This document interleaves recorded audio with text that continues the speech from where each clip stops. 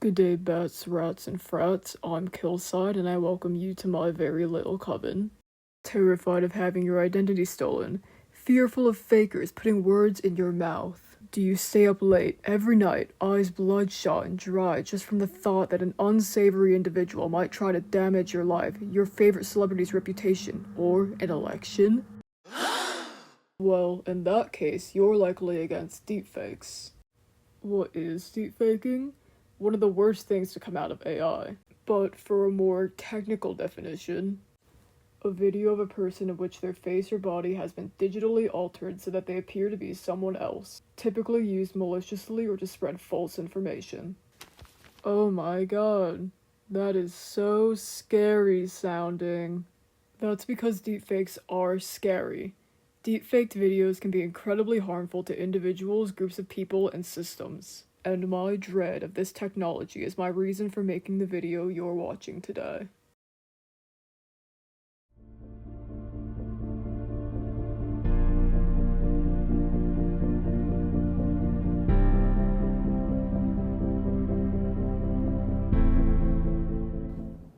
Now, you see, I would never say these things, at least not in a public address, but someone else would. Someone like Jordan Peele. This is a dangerous time. Moving forward, we need to be more vigilant with what we trust from the internet. That's a time when we need to rely on trusted news sources. I would like to apologize for the dramatization of the intro. Synthetic videos or any content relying on AI is the bane of my existence, especially when it replaces artists. However, deepfaking is quite different from just typing key phrases into a generator and being fed a collage of illustrations pulled from other sources. Deepfakes require facial recognition algorithms, variational autoencoders, and generative adversarial networks. What the hell is that? What does all this mean? Hell if I know, I just work here. However, I can list you two kinds of deepfaked content. Face swaps. This is pretty self-explanatory. The user will pull an existing video for the technology, and they'll usually use their own face to add to what already existed. The AI service will map planes of the attacker's face and paste the movement onto the face of the victim. However, the original source's face will be visually altered, and they may resemble the attacker depending on how the expressions and features are meshed. The second form of deepfaking is reenactments. Reenactments are more time-consuming than face swaps, but they prevent the output from resembling the attacker. The attacker's expression will be tracked to create the deepfaked effect.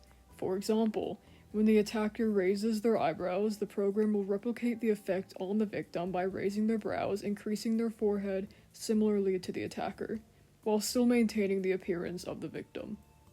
Wow, we've learned so much already. Now, before I start ripping into this harmful technology, I would like to mention how it could be beneficial.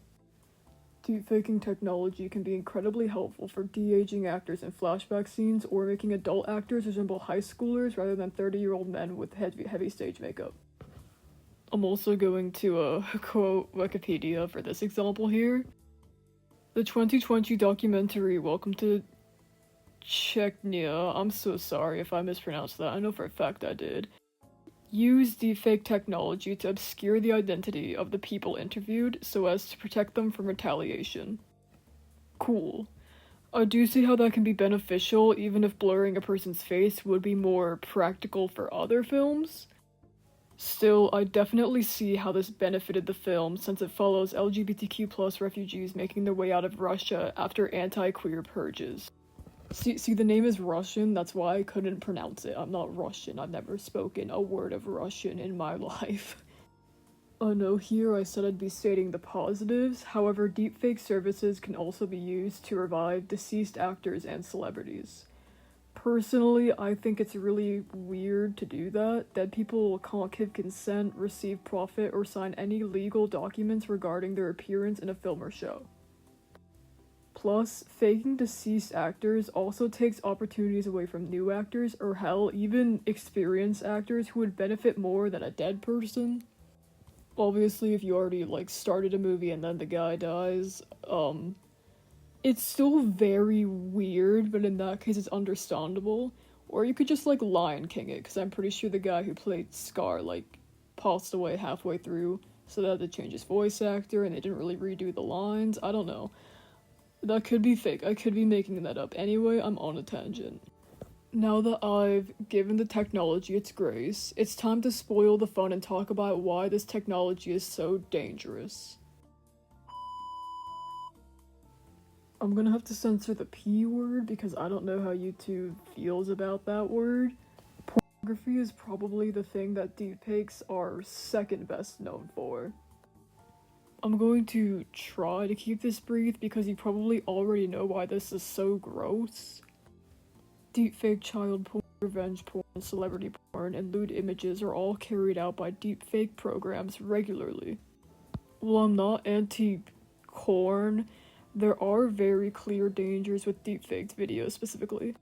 God, I don't want to be one of those guys who says corn instead, but I think I'm gonna have to just because censoring this is so annoying. First and foremost, photos of real people, pornographic or not, can be fed into an algorithm to produce NSFW images of real people who have never consented to having their image used in that manner. Real corn can also be used to create inappropriate images that is not of a specific person's likeness, but you're still handing the algorithm those explicit images. What's the issue with this? Well, most victims of this behavior are women. That's because AI is widely used by tech bros who don't have any other way of expressing their parasocial sexual fantasies regarding female celebrities. Yeah, fuck you AI bros, go outside and get some bitch. AI learns from its visual library rather than from understanding, so therefore, when a program is used by male users sexualizing female celebrities or women in general, the AI will get really good at producing artificial images of appealing women. Too good, in fact, because the front pages of several AI websites are just full of lewd images of women and girls, and the AI will eventually learn to just sexualize women regardless of the prompt. If you make not safe for work art of an attractive woman, I don't care. When AI does it, it just feels so gross, because it's doing it solely because of the weird men who use it to goon. Am I using that word correctly? That's literally the first time I've ever said goon before, so I really hope I'm using it correctly so I don't look like an idiot. These services can also be used to create revenge porn to be shared online, which is bad for obvious reasons. Most concerningly, it can create lewd or pornographic images of children, which is fucked up to create regardless of whether the image was made by an AI or produced by a human. It's just bad. I mentioned how corn is what deepfakes are second best known for, and this is probably what they're most well known for. People stealing the identities of Barack Obama and Taylor Swift was what made a lot of people aware of deepfakes. Also, those goofy-ass fake gamer videos of the presidents, honestly, that's the only thing this technology should be used for. I think it's really silly. Identity theft ties into my prior point, where non-consenting people may have their image used to push an attacker's agenda. This can be done through videos, but also through audio recordings that replicate a person's voice. Besides lewd images, deepfaking can be used to disguise oneself as a real person in order to elicit monetary transfers or spoil someone's image. Which leads to the next topic.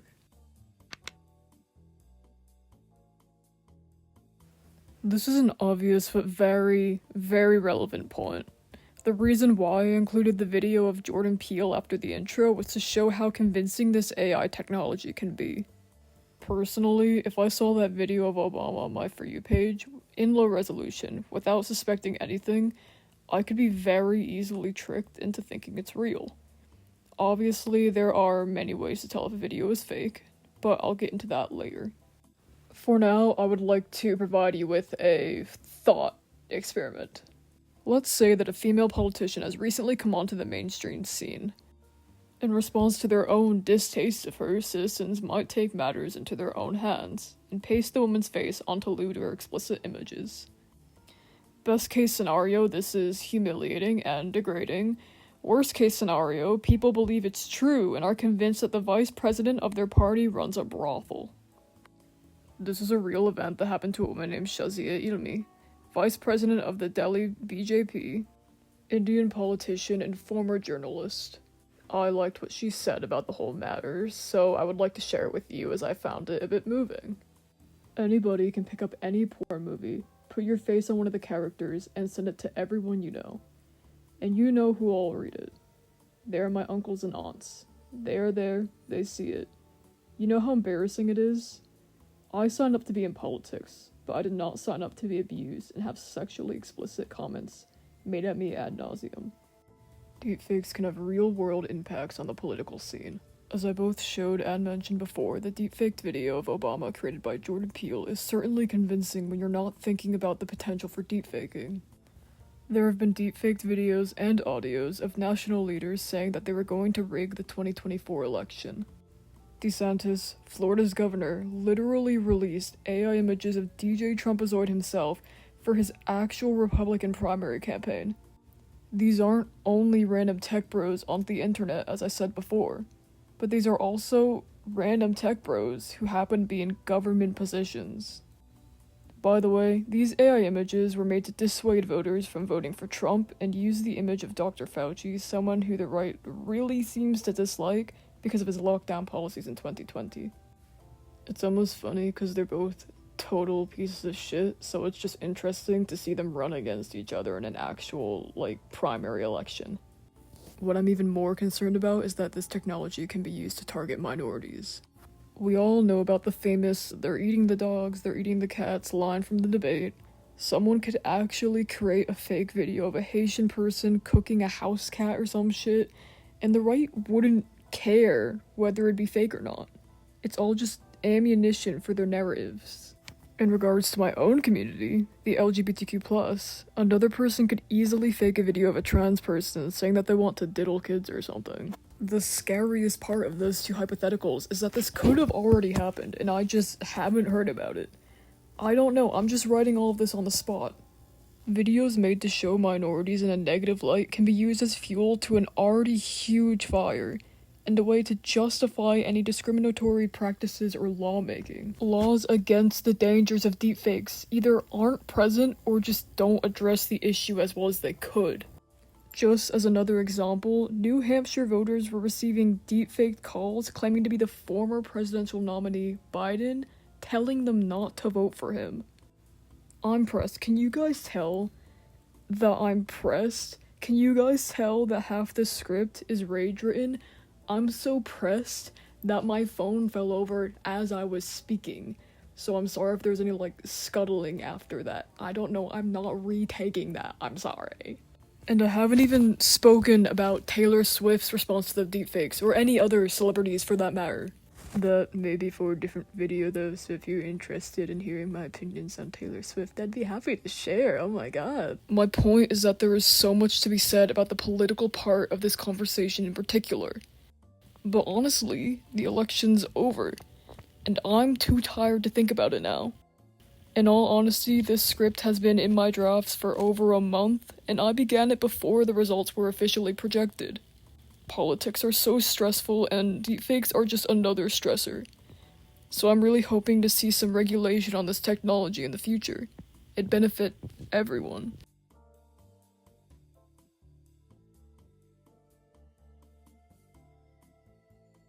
Now, since we don't have any good regulations on deepfakes at the moment, how does one identify an AI video? Start with the face. The cheeks and forehead, specifically. Are they too smooth? Too wrinkly? Does the texture seem in any way unnatural or exaggerated? Does the whole face appear aged or only parts of it? Next, move to the eyes. Is light reflecting off of them in a way that matches the context of their environment? Is the individual wearing glasses? If so, does light on the glasses match the context of the environment? Are there any changes in the glare of the glasses, or even the shape or volume of the glasses when the person moves? Do the eyebrows move naturally with the rest of the face? Does the skull not properly project shadows onto its eye sockets or edges? Does the person blink? Do they blink too little or too much? Do their eyes seem distant? The iris is almost plastered on? Do their eyes seem too dilated? AI is bad at transitions. If the person has facial hair, how does it transition into the skin? Look at photos of the real person. Do they match the edge of the facial hair in the video? Do they lack facial hair in the videos when in real life they have a beard or mustache? Oftentimes when watching a deepfaked video, something will be slightly off about the clip, but it can be hard to tell what it is. Often, the lips may not line up with the audio, or they may not properly move with the rest of the face. How do their freckles, moles, or other marks move with their face? Are they missing? Are they too smooth, or not smooth enough? Do the shadows appear too smooth? Does the video lack any hard shadows on the person's skin? A lack of hard light? Are the hands still or hidden? If they move, do they ever make contact with the face? If not, the attacker may be trying to prevent the face from being obscured by the hands. Is there a distinct background or foreground? Does the person interact with their surroundings in any way? If the person, say, moves their hand across the table, is there any shadow or indication of an actual interaction? Does the audio seem flat? Does the emphasis on certain words or phrases feel unnatural? Does said emphasis line up with the body or face? Does the audio seem too distant? Too close? Does the voice match the individual? Does the voice sound like those voice-to-text bots that people will not stop using on Reels? Above all else, what is the source of the video? If the person is a politician, see if this video is coming from an organization or account affiliated with them and their party. If they're not, see if this is a news source, affiliated social media account, or seemingly unrelated user online. What would this account have to gain by posting this video? If they're a political account, would their side benefit from this video? Does this video seem out of character or even extreme for the candidate? Does this video contain the person featured in it to be trying to convince the others that they're at fault for something? Is the message important? Information regarding politics or legal matters are especially important to detect as fake. Are people in the comments section of the social media posts saying how the video looks fake or is fake? There are also websites that can point out inconsistencies or evidence of faked content. If you have access to these, use them in cases where you are concerned that an impactful message is being shared by a fake person. When you see an inflammatory video, I ask you to stop, look, think, and then act upon your mind's desire to form an opinion.